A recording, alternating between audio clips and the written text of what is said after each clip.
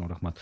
Кандай Мусаевич, ушул кечээден бери коомчулукта жана ушу массалык маалымат каражаттарында ошо айрым бир кээ бир төрөт каналары, төрөт үйлөрү ошол атайын ушул боюнда бар аялдарды кабыл албай атыптыр. Бул эмне себептен болот?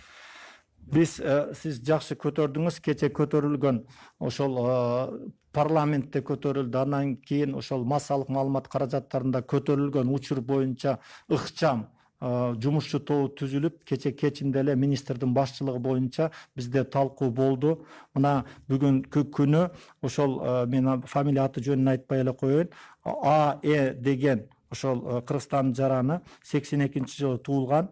Азыркы күндө ошол шаардык перинаталдык борбордо жатат. Кече ошол төрөттү күчөтүү боюнча ошол төрөт болду.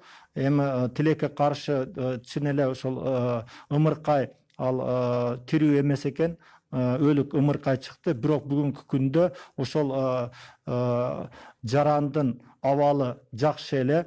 Буга чейин 3 баласы бар экен. Бул 4-үнчү төрөт экен. Азыр эртең менен мен байланышып, ал боюнча, бирок бул боюнча каерде, кайсы жерде кетилген кемчиликтер боюнча биз иликтеп, ал боюнча тийиштүү чараларды алабыз.